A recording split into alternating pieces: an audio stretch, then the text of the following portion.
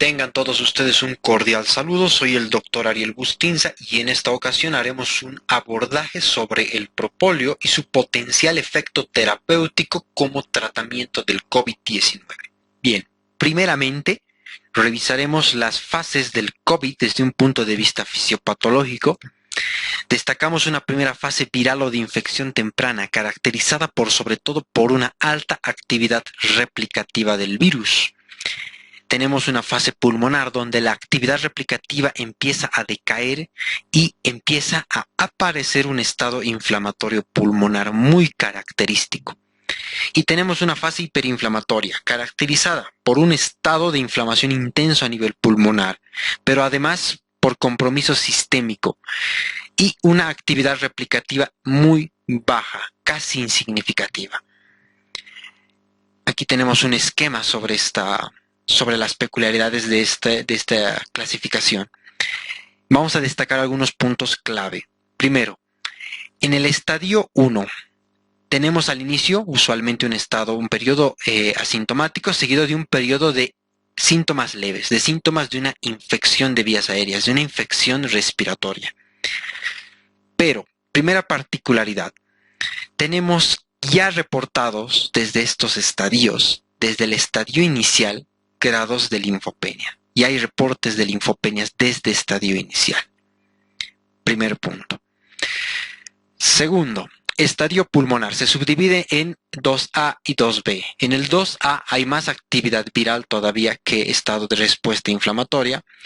Y en el estadio 2B hay dependencia de oxígeno, hay dependencia de oxigenoterapia y además hay un estado inflamatorio más intenso que la actividad viral. Prácticamente la actividad viral decae a su punto bajo, a un punto muy bajo en este estadio.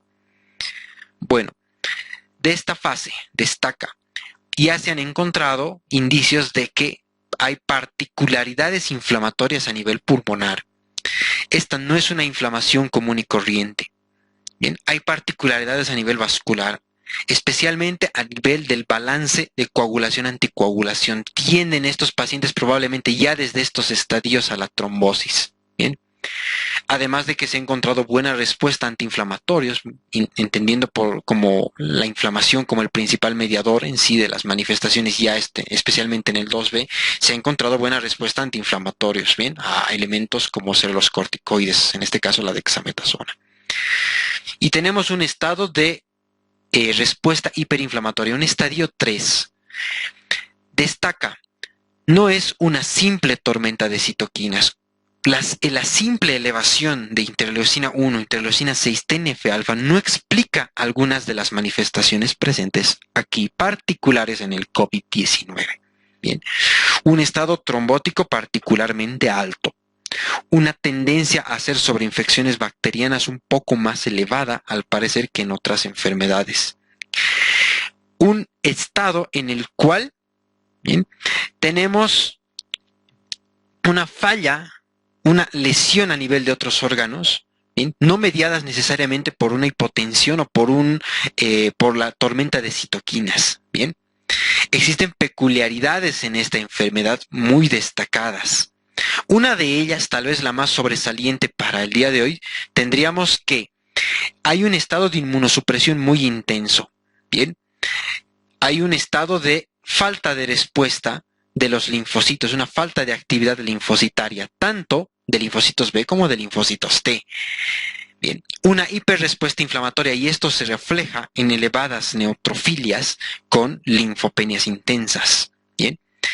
Por otra parte, dato interesante, probablemente esa linfopenia, ese estado de inmunosupresión empiece desde estadios iniciales, lo que explicaría un par de datos. Primero, la respuesta inflamatoria, la simple actividad inmunosupresora de algunas citoquinas no explica el estado inmunosupresor de estos pacientes. O sea, no podemos inferir únicamente que la inmunosupresión acá en este estadio sea por factor de crecimiento transformante beta o interleucina 10 u otros observados en sepsis o en modelos de SIRS. Bien, muy importante.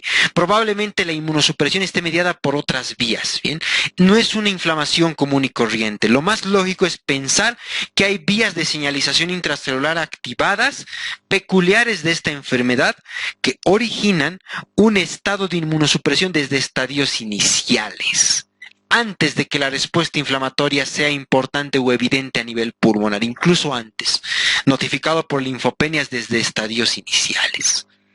Bien. Bueno, considerando esto, una posible activación de otras vías particulares intracelulares, pues es que vamos a abordar este tema. Primeramente, antes de plantear un tratamiento, por ética, por responsabilidad, por principio médico de primero no hacer daño, tenemos que ver la seguridad del tratamiento. Bien, por más potencial que sea, debemos ver primero su seguridad. Tenemos un ensayo clínico acá, aleatorizado, hecho en pacientes que han recibido propóleo, extracto de propóleo, pacientes con dismenorrea primaria. No tenían otra comorbilidad, sin otras comorbilidades. O sea, un estudio que un poco refleja la administración del propóleo en población en general, que lo único que tenía era dismenorrea. En este estudio no ha habido reacciones adversas. Bien, primer punto. Segundo, nos permite dar un enfoque de que es seguro en mujeres en edad fértil. Tercer punto importante. En el estudio se ha planteado el uso del propóleo por potenciales efectos antiinflamatorios y relajantes del músculo liso visceral. En este caso, recordar, hay muchas similitudes en cuestión de receptores en el músculo liso visceral a nivel del tracto respiratorio en relación al nivel del tracto genital. Bien. Entonces, podríamos hablar de un potencial efecto broncodilatador, en este caso, del uso del propóleo. En este ensayo se observó además la reducción del dolor en los pacientes, o sea, sí fue positivo, sí se evidenció una mejoría con propóleo en relación al grupo de control. Y recuerden, el dolor es una manifestación de la inflamación. ¿Bien? Reducción de dolor es un probable indicio de una actividad antiinflamatoria. Entonces, primer dato. Último dato en este estudio, último punto a tocar en este estudio importante, ¿no? Se utilizó propóleo en forma de cápsulas y ya se hizo una dosificación, ¿bien? Tal vez sin tener una base de perfiles farmacocinéticos y farmacodinámicos, ya se hizo un estudio, ¿bien? Un estudio de dosificación, ya se hizo una dosificación formal. Y, bueno, lamentablemente en este estudio, pues la dosificación fue en algunos cuantos días, no fue de forma continua, no fue de forma diaria por un periodo prolongado. Bien, pero sí destaca, ya se ha empezado a utilizar de esta forma, con buenos resultados. Entonces, tenemos un perfil de seguridad aceptable para población sin comorbilidades, población en general, y también mujeres en edad fértil y obviamente en pacientes con dismenorrea. Siguiente, tenemos este otro, es un ensayo clínico aleatorizado en el cual se utilizó suplemento de propóleo para pacientes diabéticos tipo 2, para medir su efecto sobre el control glicémico, sobre el perfil lipídico, sobre la resistencia a la insulina. Destaco de este estudio un par de datos. Primero, no ha habido reacciones adversas, lo que significa un buen perfil de seguridad para pacientes diabéticos. Dos, no ha habido reacciones adversas en relación a la medicación. O sea, los pacientes recibían su tratamiento habitual. El tratamiento estándar para diabetes no representa riesgos cuando se utiliza en conjunto aparentemente con el propóleo. No se han reportado reacciones adversas, menor respuesta a los medicamentos, nada de ningún tipo de interacción farmacocinética, farmacodinámica entre propóleo y el tratamiento estándar de pacientes diabéticos. Destacamos que los pacientes diabéticos son una población de riesgo para el desarrollo de eventos más fatales, para el desarrollo de eventos adversos más intensos en COVID-19. Un punto a favor al uso del propóleo. ¿Bien? Sería seguro en pacientes diabéticos, que son de mayor riesgo. No interferiría con su tratamiento habitual. Dato importante también en este estudio. ¿Bien? Además de darnos un perfil de seguridad para el uso en diabetes, este estudio ha marcado el dato de que es el primer estudio en donde se ha hecho una dosificación dividida. Bien, la dosis diaria en este caso 1 es más alta que la anterior, que el del ensayo clínico en dismenorrea. es más alta. Se ha dividido la dosis diaria en 3 tomas, ¿bien? Esto con el objetivo teórico, porque recuerden, no hay mucho de farmacocinética en este caso, de sus compuestos del propóleo, pero con el objetivo teórico de mantener las concentraciones estables, las concentraciones de las sustancias activas del propóleo estables. Primer dato. Y se han conseguido buenos resultados. Bien, ha habido una mejoría en distintas variables medidas a nivel de los pacientes diabéticos. Y finalmente, pues destacar, se utilizó por 12 semanas. Bien, muy importante, ¿por qué? Porque obviamente la evolución natural del COVID no suele llegar a ese periodo de tiempo, no llega básicamente a ese periodo de tiempo. Entonces, sería seguro utilizar por lo menos estas dosis ya en periodos de tiempo más cortos. Bien, no se han evidenciado reacciones adversas. Tenemos un segundo ensayo clínico aleatorizado, igual en pacientes diabéticos. Destaco de este ensayo un dato importante. Algunos de los objetivos que se buscaban en el anterior ensayo, que no se consiguieron con el propóleo, beneficios que no se consiguieron, aunque sí habían otros que sí se consiguieron en este ensayo, con una dosis un poco más alta. En el anterior caso llegábamos a 900 miligramos día. Aquí tenemos 1500 miligramos de extracto de propóleo sólido día. Esto nos indica que a mayor dosis se obtienen algunos beneficios adicionales, o sea, hay beneficios dependientes de dosis. Primer punto. Segundo punto de esto. No se ha evidenciado, una vez más, reacciones de interacción a mayor dosis con el tratamiento convencional del paciente diabético, ni tampoco se ha evidenciado algún tipo de interacción farmacológica. Bien, entonces tenemos dosis más altas, seguridad para paciente diabético al menos, población de riesgo en COVID. Y bueno, vamos con el siguiente ensayo. Tenemos un ensayo clínico aleatorizado igual en pacientes con enfermedad renal crónica para evaluar su efecto del propóleo sobre la función renal. Bien, y la proteinuria en este caso. Primer dato. En este estudio se incluyeron pacientes hipertensos que tomaban IECAS o ARA2. Estaban pacientes hipertensos. Algunos con hipertensión secundaria a la lesión renal y otros que tenían hipertensión antes de haber desarrollado la lesión renal. Bien, hipertensión de cualquier causa, en este caso se la identificaba.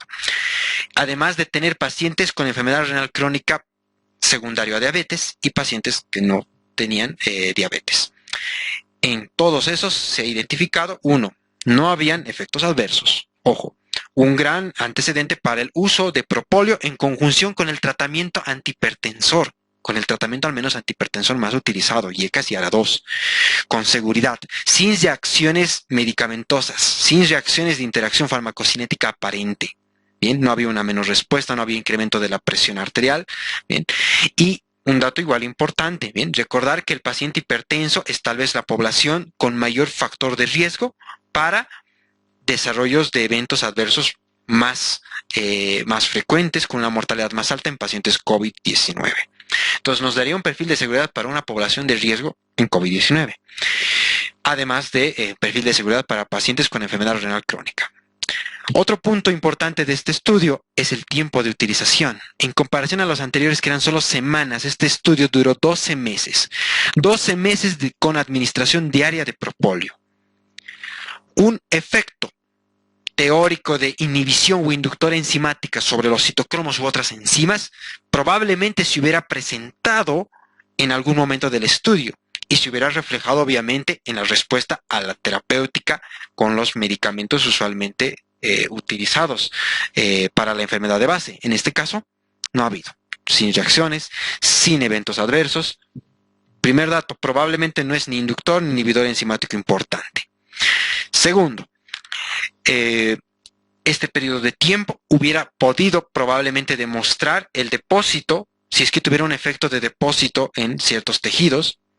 Usualmente con un periodo de administración largo se hubiera podido demostrar algún efecto de depósito y lesión tisular por depósito del fármaco o de las sustancias activas del propóleo. No ha existido. Totalmente libre de eventos adversos, al menos reportados en el estudio. Entonces, administración prolongada igual segura en pacientes con comorbilidades, pacientes de riesgo para COVID positivo, para COVID-19, perdón. Entonces, tenemos un perfil de seguridad bastante aceptable para pacientes hipertensos en general, con enfermedad renal crónica, diabéticos, población en general, mujeres en edad fértil.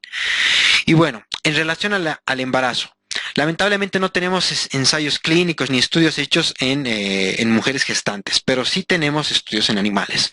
Recordar que muchos fármacos no tienen estudios con población significativa o grande en población humana, pero sí, si se utilizan en el embarazo, obviamente con una categoría diferente, pero se utilizan basados en los datos de seguridad en animales. Entonces, no hay que despreciar este dato de seguridad en modelos animales. ¿Qué tenemos en este caso en el embarazo?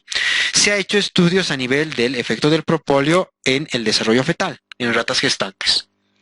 Lo que se ha encontrado importante es, destaco, una dosis tan alta de 380 miligramos kilogramo peso ha demostrado en este caso ser segura en el embarazo. No ha habido alteraciones en el crecimiento fetal, no ha habido malformaciones fetales, no ha habido eventos adversos propios del embarazo, hemorragias u otros, ¿bien? No se ha modificado el curso del embarazo. Básicamente ha demostrado ser segura a dosis tan altas, ¿bien? Recuerden que el estudio que se ha hecho en pacientes diabéticos era 1500 miligramos, pero no por kilogramo peso, 1500 miligramos al día, ¿bien? Con 380 miligramos kilogramo peso podríamos llegar a dosis más de 10 veces la de 1500 en humanos, con un rango de seguridad teórico basado en los datos en animales muy aceptable.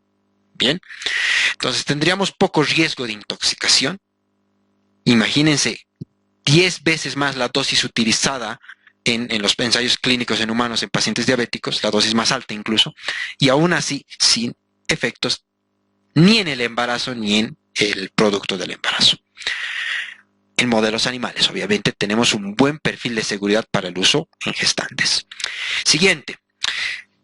En ese caso hemos llegado a 380 miligramos seguros. Una dosis cercana, 300 miligramos en ratas gestantes con diabetes, se ha identificado que con una dosis, como pueden ver acá, 300 miligramos, muy cercana a la otra de 380, igual por kilogramo peso al día, oralmente, no ha producido eventos adversos, sin eventos adversos en el producto del embarazo y lo más importante, ha demostrado reducir el estrés oxidativo a nivel placentario. Entonces, aún a esas dosis altas se encuentran beneficios y no hay reacciones adversas. Dosis tan altas como 300 miligramos por kilogramo de peso.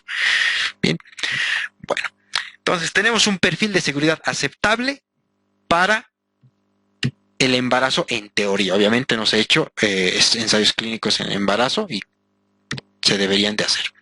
Tenemos entonces una seguridad evidenciada ya por ensayos, ya en pacientes, ya de forma controlada, de hasta 1500 miligramos día. Probablemente es más alta en realidad. Y una dosis teórica basada en los modelos animales, incluidas la gestación, de hasta 380 miligramos kilogramo día sin eventos adversos e incluso con beneficios en estas dosis. Bien, ahora veamos cuáles serían los mecanismos de acción del propóleo en el COVID-19, tanto en el ciclo viral como en su fisiopatología. Bien, primeramente tenemos un potencial efecto antiviral. ¿En qué sustentamos esto? Primero, esta sustancia, el fenetiléster del ácido cafeico, sustancia muy abundante en los propóleos, en este estudio de predicción de interacción molecular ya se ha demostrado un potencial grado de interacción con la principal proteasa del SARS coronavirus 2 y la inhibición de su actividad. Así también se ha predicho esa inhibición. Entonces, primer mecanismo probable, inhibición de la proteasa. El grado de inhibición que se ha evaluado, que se ha determinado en este estudio, es similar, comparable estadísticamente, al efecto inhibidor que tiene el N3, un inhibidor igual de la principal proteasa de este SARS coronavirus 2. El N3 ya ha demostrado un efecto inhibidor in vitro, por lo que es razonable pensar que este fenetiléster ácido cafeico podría tener un efecto in vitro. Hay mucho para sustentar esto. Esperemos ya salga un estudio in vitro. Entonces, este fenetiléster de ácido cafeico, abreviado como CAPE, sería el primer potencial elemento antiviral del propóleo. Siguiente. este artículo muy bien, revisa algunos de los efectos sobre los coronavirus en general de lo que es los extractos de propóleo. Tenemos 3 candidatos, 2 con menor probabilidad. Tenemos primeramente estos dos, la crisina y el caenferol. Se han demostrado altamente activos inhibiendo la replicación de viral en los coronavirus. En este caso, pero no se ha aplicado en SARS coronavirus 1 ni MERS coronavirus. Y obviamente tampoco se ha hecho en SARS coronavirus 2. Pero sí se sabe que estas dos sustancias tienen efecto en los otros coronavirus. Entonces, es más, se han visto que los propóleos en general tienen un efecto bastante inhibidor sobre los RNA virus, ¿bien? Pero bueno, tenemos 2 candidatos, crisina y caenferol, pero con un mecanismo desconocido. Desconocemos el cómo podrían tener efecto inhibidor estos.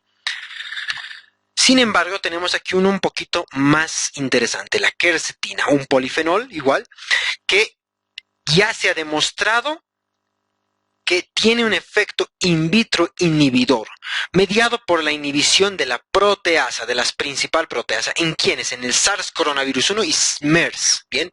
Tendríamos entonces un efecto inhibidor de la proteasa ya confirmado en otros coronavirus similares. Recuerden que el SARS coronavirus 1 es muy similar al SARS coronavirus 2. Entonces ya tenemos un efecto inhibidor de proteasa muy potencial, ¿bien? Entonces, tenemos 2 candidatos con mecanismo de acción probable, CAP y quercetina, como inhibidores de la proteasa, y crisina y caenferol, que tienen actividad in vitro anticoronavirus, pero no es muy específica de este tipo de coronavirus, es en general, y desconocemos el mecanismo de acción. Bien. Bueno, tenemos candidatos. Destaco, los propóleos en las distintas áreas del mundo no son idénticos, ¿bien? El concentrado de sus polifenoles suele variar, aunque la mayor parte suele estar presente en todos, ¿bien? O sea, probablemente van a encontrar el CAP, la quercetina en todos, ¿bien? Y estos probablemente también. Pero la proporción de concentración es variable. Pero tenemos la ventaja de que tendríamos más de un compuesto con posible actividad antiviral, ¿bien? Entonces, dato importante. Por eso es que también en los distintos ensayos clínicos aleatorizados es especificado de qué región se ha extraído el propóleo, ¿bien? Tenemos otro dato más interesante para finalizar el potencial antiviral. Ya se ha demostrado que los extractos de propóleo tienen múltiples sustancias que bloquean el receptor del SARS coronavirus 2, o sea, la enzima convertidora de angiotensina 2. En este estudio se ha identificado más de una sustancia, en realidad casi 10 sustancias en el extracto de propóleo utilizado que tienen este efecto, bien, algunas con mayor potencial que otras. Destaca igual, muy buen potencial el CAP, aunque hay otras, bien. Entonces, tendríamos 2 mecanismos de acción importantes posibles. Una inhibición de proteasa y un bloqueo, una competencia por el receptor, ¿bien? Un bloqueo e inhibición del receptor, en este caso del ACE2. Bien, seguimos. Tenemos un potencial efecto antiviral. Lamentablemente no tenemos el estudio in vitro con el SARS coronavirus 2 como tal, por lo que no podemos inferir una posible dosis antiviral todavía. Bien. Bueno, lo que sí tenemos es un efecto antiinflamatorio. En realidad los datos antiinflamatorios son más prometedores. Tenemos un posible efecto antiinflamatorio ya evidenciado en el estudio, en el ensayo clínico a nivel renal, en el ensayo clínico en pacientes con enfermedad renal crónica, y ya evidenciado obviamente en el estudio con pacientes con dismenorrea. Bien. Entonces, tenemos un efecto antiinflamatorio. ¿Tenemos sustento para ello de las sustancias del propóleo? Pues sí tenemos. Primero tenemos que el famoso CAP, que una vez vuelto a ver, ya se ha demostrado tiene un efecto antiinflamatorio, reduce la inflamación pulmonar y la apoptosis pulmonar, bien, en modelos de lesión pulmonar con reducción de la actividad del factor nuclear kappa B. Esto es un precedente muy importante. ¿Por qué? Bien. La inflamación es usualmente estereotipada. Si bien hay particularidades locales en algunas partes del cuerpo, es muy similar la inflamación en general, en cualquier parte. Y uno de los puntos denominadores clave, uno de los puntos en común, es que prácticamente en casi todas, por no decir todas los sitios del cuerpo donde puede haber inflamación, en caso de haber inflamación tenemos una hiperactividad del factor nuclear kappa B. ¿Bien? Es típico y identificar su hiperactividad asociada a inflamación en cualquier tipo. Entonces, tendríamos un efecto inhibitorio de la actividad del factor nuclear kappa B, o sea, un efecto antiinflamatorio.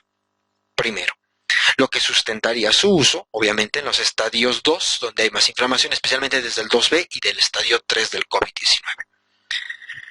Tenemos un potencial efecto antiinflamatorio. Pero, recordemos que en la fisiopatología del COVID hay unos datos interesantes. Uno, una inflamación intensa, con liberación intensa de citoquinas. En particular, una intensa liberación de aquellas que en dosis altas, que en cantidades elevadas, generan inmunosupresión, como ser el factor de necrosis tumoral alfa, la interleucina 10, el factor de crecimiento transformante beta.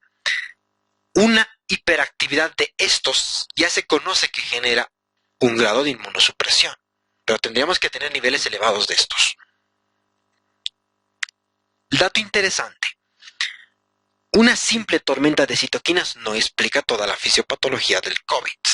Bien, los datos evaluados demuestran que si bien están elevados estos, no explican todo. Bien, por otra parte, si bien generan inmunosupresión, obviamente la inmunosupresión debería de verse solo en el estadio 3. Y se han visto linfopenias desde el estadio 1. Bien, les recuerdo lo que he dicho cuando estábamos viendo las fases de los estadios del COVID. Ya hay linfopenias, ya hay evidencia de algún grado de inmunosupresión desde el estadio 1. Bien, una peculiaridad propia de esta enfermedad. Entonces, probablemente hay un grado de inmunosupresión que no está mediado por citoquinas inmunosupresoras propias del estado hiperinflamatorio, porque ya aparece antes de este estado hiperinflamatorio. Tendríamos un estado de inmunosupresión. ¿Cuál sería un potencial desencadenante de este estado de inmunosupresión? Sería una enzima y sus respectivas vías de señalización intracelular, que es la quinasa activada por B21, la PAC1. ¿De dónde sale esta inferencia? Primero, el receptor para el SARS coronavirus 2 es el mismo que del SARS coronavirus 1, o sea, la enzima convertidora de angiotensina 2. La unión del virus al receptor se ha demostrado que activa el receptor y estimula la CK2, una quinasa, y subsecuentemente la PAC1. Esto se ha demostrado en el SARS coronavirus 1. Sabiendo que el SARS coronavirus 2 igual se une al mismo receptor, es lo más probable, o es muy probable, que se active igual CK2 y subsecuentemente PAC1. Primer dato en común. Tienen dato en común. El receptor y la vía intracelular probable. 2. En el SARS coronavirus 1 se ha evidenciado algunos datos propios del SARS coronavirus 2. 1. Una inhibición del sistema inmune adaptativo, menor actividad linfocítica y menor respuesta de anticuerpos neutralizantes. 2. Se ha evidenciado también que este estado aparece incluso antes de la enfermedad severa, ¿bien? Antes del síndrome de distrés respiratorio, mucho antes. 3. Se ha evidenciado en modelos, en estudio de piezas, en estudios anatopatológicos en animales, se ha evidenciado que en el pulmón también habría una mayor tendencia al estado trombótico, a la trombosis. Entonces, comparten desenlaces, comparten consecuencias fisiopatológicas, comparten receptor y probablemente comparten la misma vía, la PAC1, mediadora de estas particularidades. Es por ello que una tormenta de citoquinas o solo la inflamación intensa no explica algunas particularidades del COVID-19. Entonces, considerando ello, ya se ha planteado la idea de bloqueadores de la PAC1 como un potencial tratamiento o como potenciales agentes terapéuticos contra el COVID-19. De estos, bien, de la gran lista que se evalúa en este presente artículo, destaca que en primera fila está el propóleo, bien, los extractos de propóleo. ¿Por qué? Primer dato, su seguridad. 2, ya han demostrado, ya se han hecho estudios in vitro en animales que han demostrado inhibición de la PAC1 con propóleo, con más de una sustancia del propóleo. Entonces, la inhibición de la PAC1 en la parte real, y es una realidad. Más aún, la hiperactivación de la PAC1 de forma crónica se ha asociado a estados inflamatorios crónicos, pero también se ha asociado ¿a qué? Se ha asociado a un estado de carcinogénesis. Tiende la PAC1 a generar carcinogénesis. Por ello es que su bloqueo tiene efectos antineoplásicos. En este caso, en Nueva Zelanda, se tiene un propóleo rico en CAPE, bien concentrado en otra vez esta molécula, que se utiliza ya como tratamiento con fines antineoplásicos en pacientes, como ven acá, con cáncer pancreático y con neurofibromatosis, tanto tipo 1 como 2. Tiene un efecto antineoplásico ya confirmado. Para estos casos, se recomienda con este concentrado una dosis de 250 miligramos sobre kilogramo peso. Obviamente este concentrado es rico en CAPE, pero tiene otros elementos del propóleo. Ojo, bien, aquí está, no es solo CAPE, es propóleo. Entonces, tendríamos 250 miligramos por cada 10 kilogramo peso, que serían básicamente 25 miligramos kilogramo peso. Tenemos una dosis ya recomendada para inhibir la PAC1 en estos pacientes, con ya experiencia en el uso de este concentrado. Entonces tenemos una dosis tentativa inhibitoria de PAC1. Podríamos extrapolar eso, dado que nuestro objetivo es lo mismo, inhibir PAC1 en COVID, podríamos extrapolar eso para el estadio 2, donde hay inflamación ya, y el estadio 3, hiperinflamatorio. Sin embargo, destacar, el estadio 1, si bien no tenemos los datos de cuál sería la dosis aproximada para generar el efecto antiviral basados en un estudio in vitro, sí tenemos indicios de que la PAC1 podría estar activo desde este estadio. ¿Qué otra cosa entonces explicaría una linfopenia desde este estadio? Bien, ya hemos citado que hay linfopenias desde el estadio 1. ¿Qué explicaría ello mejor que la activación de la PAC1? Entonces, podríamos extrapolar esta dosis inhibidora de PAC1 para un estadio pulmonar y un estadio 3, también para el estadio 1, además de que nos brinda un potencial efecto antiviral. Bien, entonces aquí tenemos la dosis. Podríamos extrapolar esta dosis inhibidora PAC1 para los 3 estadios en este caso. Entonces, aquí tenemos un resumen del efecto antiviral, inflamatorio e inmunomodulador del propóleo, de los extractos de propóleo. Primero, bloqueo del receptor del virus, obviamente menor ingreso viral, menor carga viral de reproducción, menor grado de replicación viral. 2. Al bloquear el receptor, menor actividad de CK2 y obviamente menor actividad de PAC1. Por otra parte, tenemos que los extractos de propóleo ya tenemos potenciales inhibidores de la proteasa, por ende, menor replicación viral, fomentando así o sustentando un efecto a nivel antiviral. Tenemos además un efecto antiinflamatorio, debido a que el propóleo bloquea directamente sus elementos, bloquean la PAC1, con consecuente reducción de la inflamación y reducción de la inmunosupresión, más actividad de inmunidad adquirida, más actividad linfocítica, más respuesta de anticuerpos neutralizantes. Y obviamente, por estimular al sistema inmune se puede considerar un inmunomodulador. Entonces, tenemos 3 mecanismos de acción, un buen perfil de seguridad.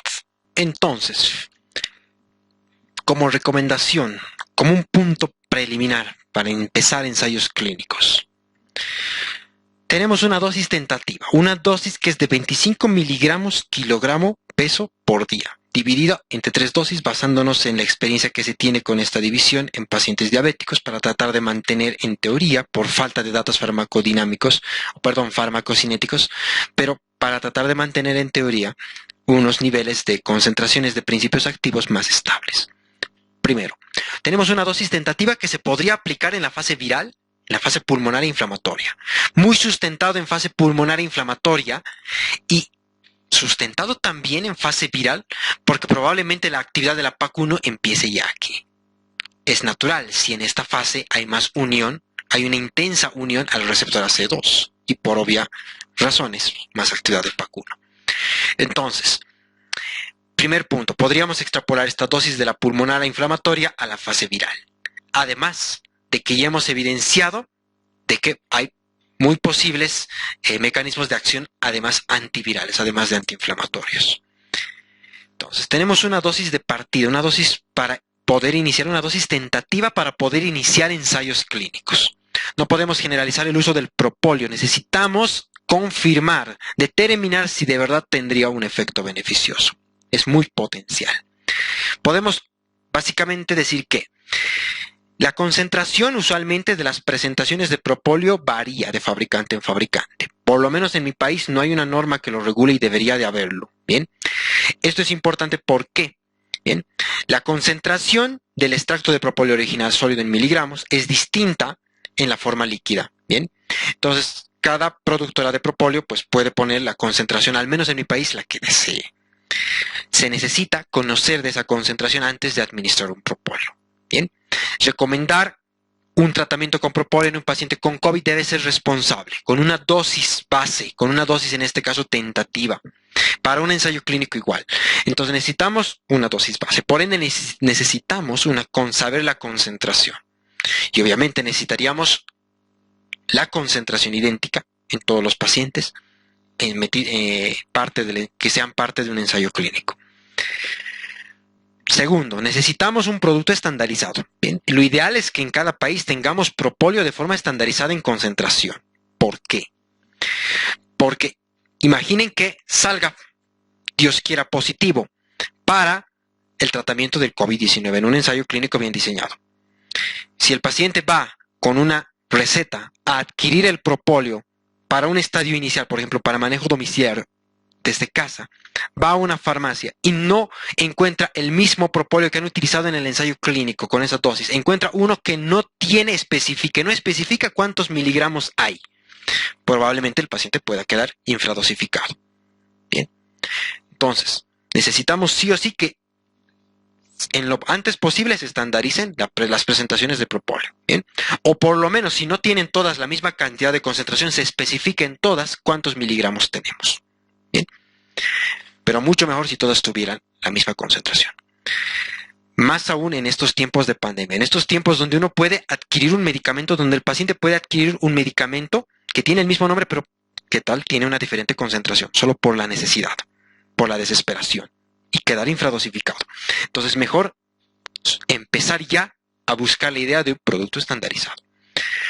Bien, finalmente, lo más importante, se necesitan de forma urgente ensayos clínicos aleatorizados de alta calidad que demuestren el efecto del propóleo sobre el COVID-19, idealmente en todas las fases de la enfermedad.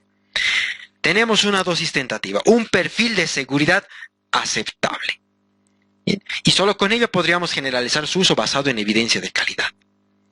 Importante, un resultado favorable en un país no garantiza el resultado idéntico en el resto de países. ¿Por qué?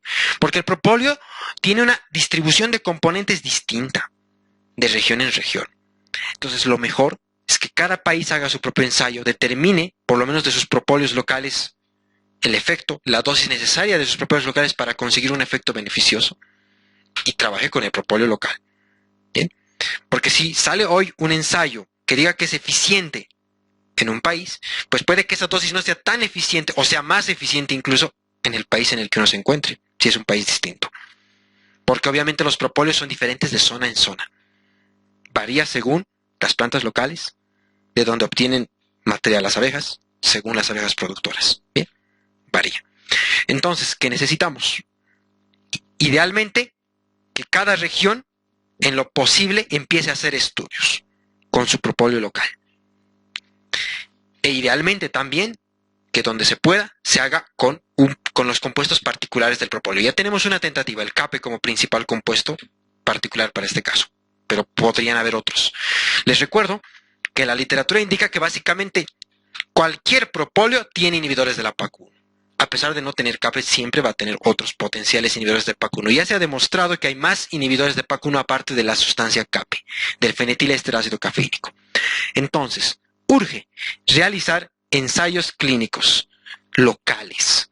Urge compartir datos. Urge determinar el potencial de este tratamiento porque no está con patente farmacéutica.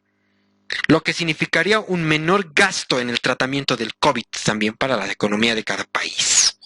Libre de patentes, a diferencia de algunos antivirales que probablemente pueden salir más de 2.000 euros por paciente. De producción local, natural y con un buen perfil de seguridad. Esperemos se realicen. Yo acá, desde Bolivia, estoy tratando de buscar el apoyo de colegas de instituciones para realizar un ensayo clínico. Esperemos se pueda realizar. Pero invito a todos quienes estén interesados en el tema, que deseen buscar una solución de este tipo, empiecen a realizar ensayos clínicos. Directores de hospitales, directores de instituciones, autoridades. Urge la necesidad de hacer estudios serios.